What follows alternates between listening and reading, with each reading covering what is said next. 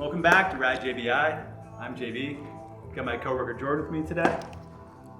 And here's just an insight to a normal day at Ride JBI as we work on suspension.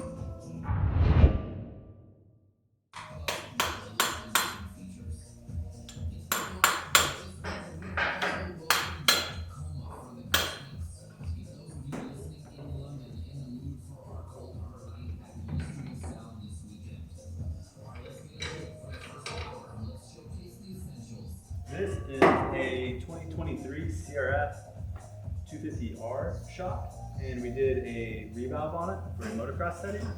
We also included our JBI Suspension bumper, with this black piece right here. We set it up for a rider named Chance Hayward. He is a young 16-year-old rider. He's been on big bikes for about 2, maybe 3 years now, and he's learning a lot each year that he races, and I think he has a lot of promise for where he's headed.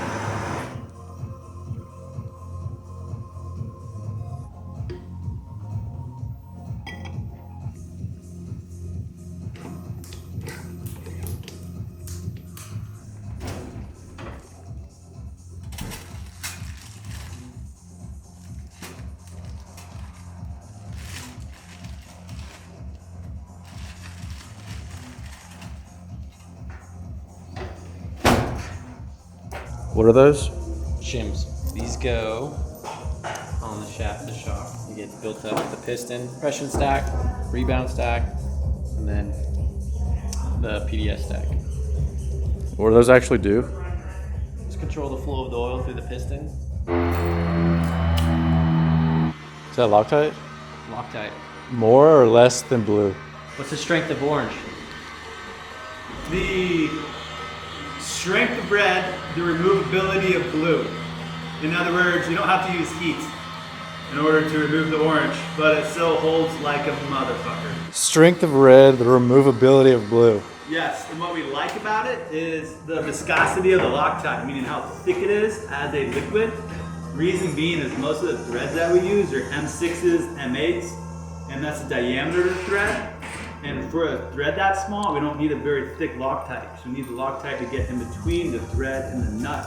So when we torque down the assembly, the Loctite is there, locking the assembly or the nut and threads together. And for what you do, suspension, a lot of that is very common thread we see, and it works excellent for our applications.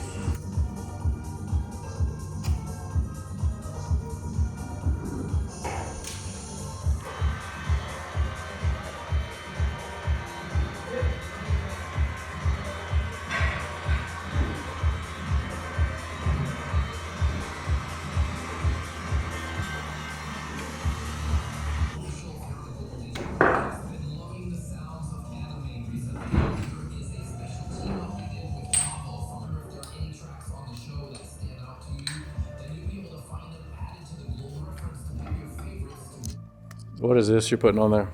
We're filling the shock with nitrogen. We're pressurizing it. So we bled it on the vacuum machine. We got back there, where that fills the shock with oil and removes all the air out of it. And now we are pressurizing it to 145 psi. We have the nitrogen. This is the tank we got here. And then we got a gauge right here, the closest one to the shock that we like to read. And that tells us how much pressure we're putting inside of it. And 145 is what we're after. And we're just a hair above it, so we're going to adjust it.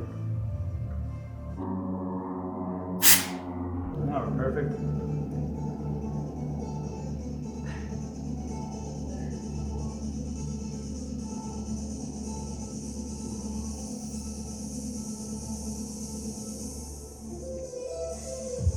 Now that means the shock is pressurized, so if we can compress it, it'll rebound under its own pressure. Spring rate dictates how quickly it's going to rebound. So to figure that out, it's always going to be the spring rate, the actual coil spring on here, and how much pressure you have in there. And regardless of how far you can press your shock, it's always going to rebound at the same rate, which is the spring rate. But that's why we have adjustments. We can adjust a certain rebound return rate regardless of the spring rate that you utilize. A stiffer spring will make it want to go faster, but we may not want that. So now we can restrict it to get the same return rate. So if we turn your clicker in and compress it, it won't come out at all. So the rebound is very fast right now. And if we compress it, it returns at a pretty quick rate compared to if we slow the rebound down.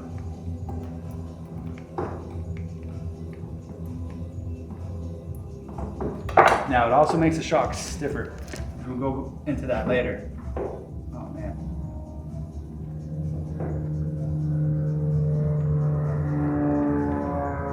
So as you can see, it's a lot stiffer, but it also rebounds a lot slower. The shock's barely even coming back out. And on this specific shock, it affects the oil flow in both directions, compression and rebound. It has a larger effect on rebound, so they call it rebound. This is the KYB shock. It's going on a YZ500 built by MX Revival. Charles is the head of that. We just finished doing all the custom coatings, revalve and rebuild today.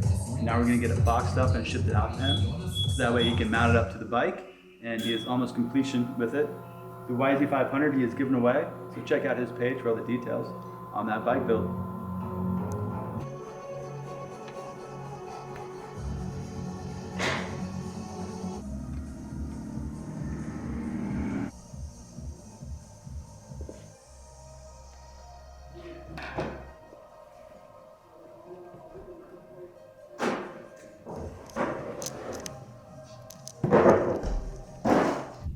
Thank you for watching. Tune in to next time.